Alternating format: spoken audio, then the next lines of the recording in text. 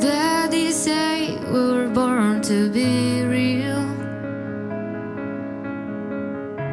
We born to be loved, not to hide it.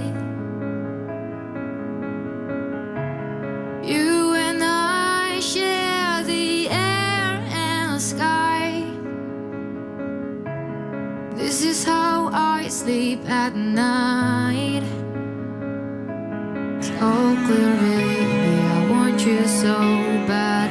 Everyone talking about you and I. We're about to be golden. We're about to be golden.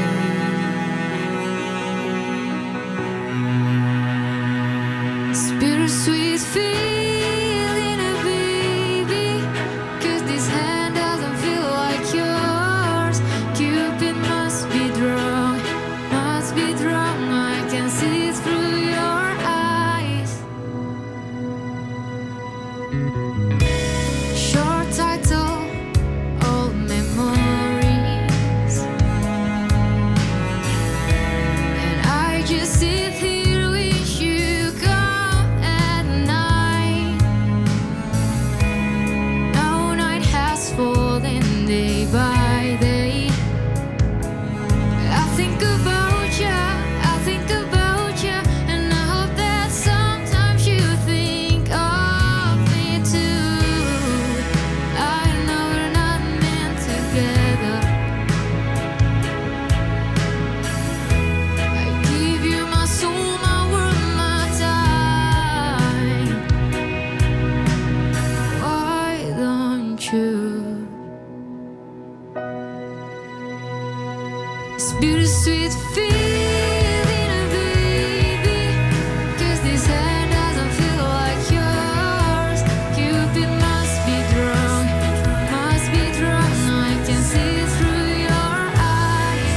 Bittersweet feeling, baby, 'cause this hand doesn't feel like yours. Cupid must be drunk, I can see through your eyes.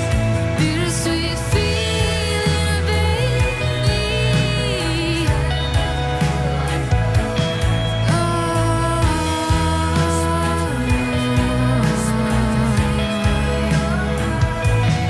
I should have walked away from neighbors a quick hello. I'm running for nothing. I'm sorry, my love. Just let me die. Just let me die.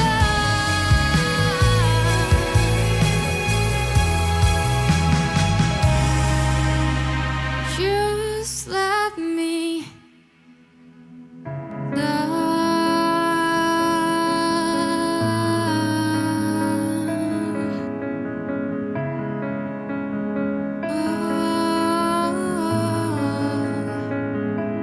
let me die. Thank you.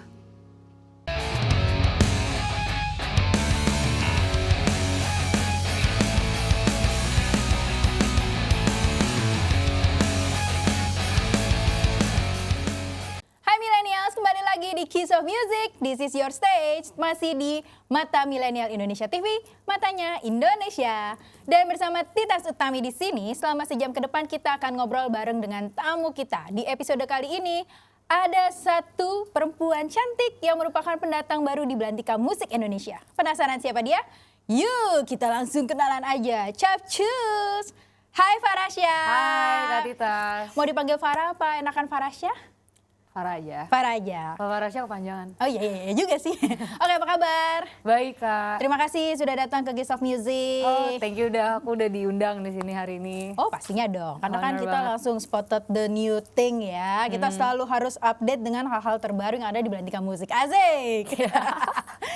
Oke Farah, aku mendapat info bahwa sebenarnya panggilan kamu adalah Bubu. Iya benar. Ya, jadi sebenarnya gimana nih? Kok bisa dipanggil Bubu? Oh ini lucu banget sejarahnya tuh dari guru SD aku. Jadi waktu kelas 4, aku nih kayak punya love-hate relationship sama guru aku ini. Wow, SD udah punya love hate Iya. relationship ya. Wow. Iya, jadi akhirnya aku tuh jadi fokus kan ke guru aku ini dan akhirnya dia itu kalau meriksa jawaban, zaman aku SD itu kan kita kalau meriksa jawaban tuh anak-anak murid ya gitu. A, ayam, B, bubu, C, cicak, D, apa gitu. Nah saking aku tuh fokus sama dia, kadang-kadang tuh aku nggak sengaja, nggak sadar ternyata aku ngikutin omongan dia gitu. Aku suka banget sama kata-kata bubu. Akhirnya aku selalu sebut kata-kata bubu. Mungkin karena aku suka nyebut bubu, akhirnya orang manggil aku jadi bubu. Dan ya udah, akhirnya dari situ kebawa namanya. Karena aku itu orangnya agak lupaan, jadi aku taruh nama bubu itu di semua akun aku. Nah akhirnya terciptalah bubu. Kalau akun sosial media aku kan bubu black sheep gitu. Jadi ya udah aku pakai sampai sekarang. Dan itu melekat ternyata. Akhirnya jadi nama kecil. Oke, gak dipakai sebagai nama panggung gitu? Maksudnya kan ini kan namanya Farasya kan. Nah mungkin mau dipakai nama panggungnya jadi Bubu gitu. Yang tahu-tahu aja Kak. Oh iya oke. Nah, ini udah kayak jadi wow semua Ini kita udah tahu. rahasia umum ya. Iya. Tapi akhirnya setelah melewati love and hate relationship, kamu dengan guru kamu tetap baik-baik saja kan? Oh kita akrab. Kemarin baru ketemu habis beli es krim. Iya, tetap ya beli es Tetap. krim ya. Oke, nah kamu kan katanya tuh udah mulai belajar musik itu dari SD, kalau dari kecil ya kalau nggak salah. Kalau nggak salah nih berdasarkan contekan sih, kamu ceritanya dari umur 3 tahun itu sudah seneng banget untuk pengen belajar musik. Benar nggak sih? Iya benar. Kenapa Jadi, sih? Kenapa sih? dulu yang menginspirasi aku itu, aku dari kecil itu udah suka dengerin kayak musik klasik gitu-gitu dari aku bayi malah gitu. Dan aku tuh punya teman dekat aku. Dia itu emang bener-bener dicekokin musik dari kecil. Nah mungkin karena aku main sama dia terus, akhirnya aku jadi ngeliatin, kayak musik sesuatu yang fun gitu loh, sesuatu yang kayak kok ada musik tuh hidup ya gitu loh. Akhirnya aku tanya gimana cara main musik gitu. Terus ya udah dia ngajarin aku basic-basicnya. Habis itu aku kulik sendiri. Dan ternyata iya aku ngerasa kayak aku suka di bidang ini, di passion ini, dan aku merasa passionate ngerjain itu. Jadi akhirnya diteruskan dan salah satu menjadi sesuatu yang menyenangkan gitu. Oke, Aku nah ngerasa hidup kalau sama musik. sama musik. Nah, tapi kan di sini kamu juga nggak cuman nyanyi doang kan? Ya. Kamu juga sempat belajar drum. Terus akhirnya kalau tadi aku lihat kamu kan bermain gitar gitu. Kok bisa sih tiba-tiba gitu muncul pengen jadi drummer gitu? Ada apa? Apakah mungkin ngelihat mungkin siapa ya? Wong Aksan mungkin lah, tua juga ya drummernya. Apa Tio Nugros lebih tua lagi. Kenapa dulu sempat kepengen jadi drummer? Jadi aku itu suka banget selain kayak nari-nari, aku suka gini-gini. Aku kalau setiap dengar musik itu aku pasti goyang-goyang, Ngikutin nari-nari, tempo ya, gitu? ngikutin tempo, ngikutin beat. Aku tuh padahal dulu kalau setiap ngeliat orang yang perform itu aku lebih fokus ke drummer ya. Oh oke. Jadi Drummernya aku- cakep kali ya, makanya diliatin ya. mungkin. Nah akhirnya aku ngerasa kayak, jadi drummer tuh seru ya gitu. Kayaknya kok hidup gitu, penghidup suasana gitu dan sebagainya. Dan akhirnya aku tertarik banget belajar drum. Oh gitu. Terus kenapa akhirnya sekarang, kalau yang tadi kulihat ya, kamu kayaknya lebih ke gitar gitu. Kenapa akhirnya jadinya endingnya memilih ke gitar? Atau sebenarnya tetap drumnya tetap dijalanin, cuman lebih sering ke gitar nih akhir-akhir? Karena musik itu nggak cuma tentang beat, tapi kita butuh Asik. melodi. Asik. Baik. Itu sama aja kayak PDKT itu nggak cuma nyepik ya, tapi juga Iya. butuh perhatian. Harus ada actionnya, Iya. Betul. nggak cuma di keker doang, Kalau dikeker kelamaan nggak jadi-jadi ya. nggak jadi-jadi. Oke, nah sejak kapan kamu udah mulai menulis lirik nih? Kan tadi kamu bilang kamu passionate sama musik kan, terus kamu juga nggak hanya bernyanyi, kamu juga main alat musik gitu. Nah, kamu juga membuat lagu kan, Iya. untuk yang lagu kamu yang single terbaru ini gitu. Sejak kapan sih kamu mulai tertarik bikin musik, bikin lirik musik apapun itulah? Apakah Oke, mungkin kamu termasuk orang yang puitis? Karena karena biasanya kalau aku ngobrol dengan beberapa musisi yang lain, mereka semua bilang karena ada yang bilang, oh karena aku suka menulis, atau karena gue suka bikin puisi gitu, atau gue melihat kiri kanan. Nah kalau seorang Bubu atau Farah bagaimana? Oke, kalau dari opini aku sendiri, aku itu ngerasa kertas dan pulpen adalah teman yang nggak akan ngehianatin. aku suka nuangin cerita aku, perasaan aku, emosi aku menjadi sebuah tulisan. Karena menurut aku menulis itu sesuatu pelarian yang baik gitu. Selain kayak kan ada karyanya gitu, ada hasilnya. Dan aku ngerasa mungkin sebenarnya gak cuman aku doang gak sih yang ngerasain ini. Mungkin ada orang-orang di luar sana atau mungkin teman-teman dekat aku yang juga melewati fase-fase yang sama kayak aku. Dan akhirnya kenapa aku memutuskan untuk dibuat menjadi lirik dan lain sebagainya itu karena aku pengen bikin orang yang dengerin karya aku tuh lu nggak sendiri. Oh, ada temannya ya? Gue temenin sini. Oke. Gitu. Jadi lirik aku tuh start nulis lirik tuh dari SD lah, SD kelas 1, kelas 2. Dulu lagu pertama yang aku tulis itu tentang pulpen kesayangan aku. Yang hilang? Apa tentang pulpen aja gitu? Pulpen aja, pulpennya lucu gitu kan. Kayak aku sayang banget sama pulpen itu gitu. Aku tulis lagu tentang itu dulu. Dan aku ngerasa menulis itu sesuatu yang fun banget. Jadi akhirnya ya I keep doing it. Sampai sekarang? Iya. Jadi udah berapa banyak lagu yang kamu bikin? Banyak nih? Ya stok-stoknya. Stoknya ada lah ya? Stoknya bisa lah, tergantung ceritanya yang mana dulu. Oh oke, berarti ini tergantung dari lagi di era mana ya nih kisah hidupnya di fase ya? mana. Oke, jadi tergantung fase hidup juga ya? Fase hidup. Kalau sebenarnya untuk tema atau misalnya isi atau cerita dari balik lagu ini gitu. Iya. Itu sebenarnya kamu lebih suka dari berdasarkan pengalaman pribadi atau kamu termasuk yang suka dengerin cerita orang atau mungkin just your imagination? Oke. Aku tipikal orang yang aku suka writing tentang life. Aku kadang banyak juga lirik-lirik aku yang dari cerita teman-teman aku. Aku ngerasa wah emosinya nyampe banget dan aku juga mungkin pernah mengalami fase seperti dia dan akhirnya aku tuangin aja jadi sebuah tulisan gitu. Mungkin aku tipikal orang yang lebih ke human writing. Oke.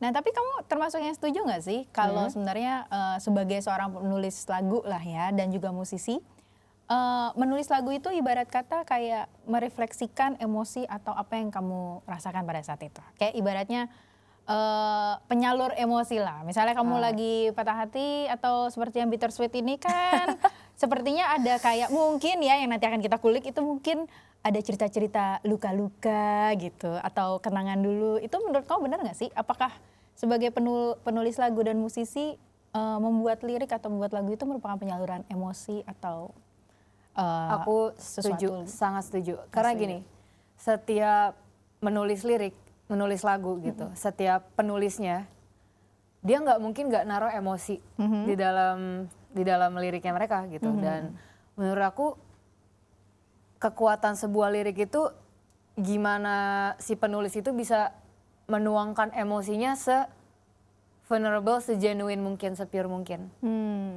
Tapi harus dipikirkan juga kata-katanya kan ya, biar nggak complicated. Iya benar dong, kayak tetap diperhatikan. Tapi yang paling penting adalah ketika emosinya itu yang harus sampai.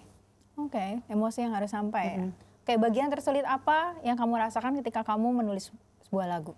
Karena kamu bilang harus diperhatikan kata-katanya, harus memastikan bahwa ibaratnya emosinya sampai, jadi yang denger juga bisa berasa, yang denger bisa ngerasain kayak ini aku gitu. Nah kalau dari kamu selama proses menulis itu apa yang paling susah? Ngebuat emosi itu menjadi logika, membuat suatu lirik yang beremosi menjadi realistis. Karena itu susah. Oke, karena kan bukannya emosi dan logika kan kadang suka nggak sejalan ya. Iya. Emosi maunya begini, logika maunya begono gitu. Bener banget. Nah itu biasanya apa yang kamu lakukan ketika kamu menghadapi kesulitan membuat emosi menjadi realistis? Oke, biasanya kalau misalkan dalam aku menulis lirik, aku storyboard dulu. Jadi kayak ini nggak sih yang lo mau? Ini nggak sih yang mau lo ceritain? Ini nggak sih yang emang bener-bener lo pengen sampein dan pendengar tuh pengennya dapat cerita lo apa gitu. Dan aku itu mikir kayak gimana ya, kalau dari perspektif wanita, aku tahu karena aku seorang wanita dan aku tahu dong dari perspektif wanita akan seperti ini. Ketika kalau pendengar aku nanti seorang pria, itu dia akan dapat apa? Dan di situ kan antara logika dengan perasaan itu kan harus dibalance tuh gimana caranya. mungkin gini, kalau tipe aku itu verse 1 mungkin aku agak lebih metafor atau puitis. Nanti di verse 2 itu aku lebih straight to the point kayak gitu. Kayak gitu. Jadi aku suka menaruh unsur-unsur elemen maskulin dan feminim di dalam satu lagu. Jadi biar lebih unisex ya, bisa ke cowok, bisa ke cewek. Jadi banyak perspektif, nggak cuma dari satu perspektif. Oke, nah itu kan tadi dari sisi seorang Farah sebagai penulis lagu. Nah kalau sisi seorang Farah sebagai penyanyi, apakah gampang, maksudnya gini, menurut Farah lebih gampang kamu nyanyiin lagu sendiri atau nyanyiin lagu orang? Karena kan terkadang kalau kamu nyanyiin lagu sendiri kan kamu tahu emosi yang ada di dalamnya, kamu tahu cerita di belakangnya yang mungkin pada saat itu mungkin ceritanya yang terlalu kelabu, terlalu galau atau gimana gitu. Kadang kan suka ada yang emosinya tumpah ruah lah gitu. Tumpah ruah. Gimana kalau dari sisi Farah sebagai seorang penyanyi? Menurutmu lebih enak nyanyiin lagu sendiri atau lagu orang? Aku suka nyanyi lagu orang, tapi aku nggak keberatan untuk nyanyiin lagu aku sendiri. Aku lebih suka nge-mix atau nge-combine lagu orang dengan lagu aku. Jadi semua harus balance kan. Iya, tapi emosinya menurut kamu dapetnya sama aja nih? Kalau misalnya kita nyanyiin lagu orang, ya kita meminjam cerita orang untuk menyampaikan aspirasi perasaan kita. Tapi kalau misalnya lagu kita itu udah jelas pure dari kita sendiri. Bedanya itu aja. Jadi harus bisa lebih menjiwai. Pasti kalau lagu sendiri lebih menjiwai. Kalau misalkan lagu orang, ya kita pinjam ceritanya dia. Pinjam cerita. Pinjam cerita dong. Bisa jadi loh, kadang-kadang walaupun pinjam cerita, ya mirip-mirip juga sama cerita sendiri. Kalau nggak mungkin dinyanyiin gak sih? Iya. Kan? Oke, nah kamu tuh jago nulis lagu, terus bisa nyanyi juga, main gitar, drummer ngedrum juga, katanya suka gitu. Nah, ada turun-temurun gak sih dari keluarga kamu yang emang musisi atau memang berkecimpung di dunia seni? Atau memang kamunya tiba-tiba, hai papa, aku mau. Orang tua aku tuh tipikal yang lempar anak ya, jadi gini. Ngelempar bukan gitu ya, bukan lempar secara literally ya. Nggak, jadi kayak aku pengen coba ini. Dikasih tahu, ini ada buku, ini ada aku kasih tahu 1-2 triknya. Kamu kulik sendiri gitu. Sebenarnya mungkin bunda aku sih main piano klasik aja, tapi bukan yang dijadikan suatu subjek utama gitu loh. Tapi kalau untuk aku pribadi, mungkin lebih ke arah yang kayak halo bunda ayah gitu. Aku ternyata suka musik. Gitu. Setelah aku melewati banyak fase dan berjalannya waktu gitu, aku ngerasa kayak oh this is it. Aku ngerasa hal yang paling bisa aku gali, aku kulik dalam itu musik gitu. Terus susah gak sih mendapatkan izin ibaratnya? Kan tadi kan kamu bilang orang tua kan memang yang melempar. Tapi kan terkadang ada orang tua kadang punya pertimbangan dong untuk melepas anaknya di dunia musik atau entertainment gitu. Pasti banyak lah pertimbangannya.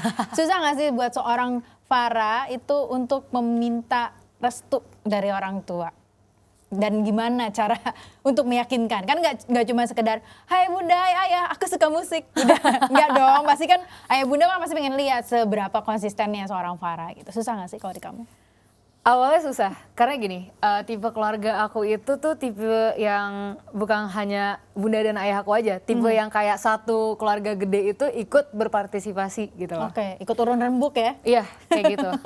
Apalagi dari keluarga bunda gitu. Dan itu ya minta restunya tuh gila-gilaan sih, mati-matian. Maksudnya kayak mereka kan, ya maksudnya seni itu cuman hobi. Itu kan maksudnya stereotype gitu loh. Tapi aku ngerasa enggak kok, ini lebih dari sekedar seni. Ini emosi, ini perasaan, ini cerita gitu. Sampai akhirnya yaudah aku jalanin terus, tapi tetap bertanggung jawab dengan apa yang harus aku tanggung jawab. Misalkan kayak edukasi aku dan lain sebagainya. Ya akhirnya pelan-pelan mungkin ngelihat progres dan lain sebagainya ya mulai luluh. Dan akhirnya alhamdulillah aku dapat support jadinya. Asik. Nah itu penting itu kan, restu orang tua kan. Orang tua. Betul. Oke, nah sebelum kita menutup segmen yang kali ini, segmen ini maksudnya boleh dong seorang Farah share ke teman-teman milenial di luar sana tentang tips dan triknya supaya mendapat restu ayah dan ibu ketika ingin berkarir di dunia entertainment. Silakan, apa tips dan triknya? Tipsnya ya, Jadi sebenarnya gini, yang penting itu kondusif dulu, aman lalu enjoy. Apa tuh maksudnya gitu kan? Kondusif itu pastikan semua yang harus kamu tanggung jawab itu kondusif. Semua yang harus kamu lakukan secara kondusif. Kalau udah kondusif pasti aman dong. Kalau udah aman berarti tinggal enjoy aja. Oke, nah ingat ya millennials, pastikan kondusif lalu aman. Jadi abis itu Dan juga enjoy. Enjoy, kondusif, aman, enjoy. Pastikan 3 hal itu terpenuhi, maka abis itu langsung minta restu orang tua. Oke, itulah dia tadi obrolan kita tentang sisi atau sosok Farah sendiri. Gimana dia bisa kecemplung di dunia musik, gimana dia belajar, gimana dia mengungkapkan isi hatinya melalui lagu. Nah, abis ini kita akan ngobrol tentang single terbarunya yang berjudul Bittersweet dan apa sih cerita di dalamnya. Pastinya jangan kemana-mana, stay tune terus di Mata Milenial Indonesia TV, Matanya Indonesia, dan pastinya bareng Titas dan juga Farah di Kiss of Music. This is your stage.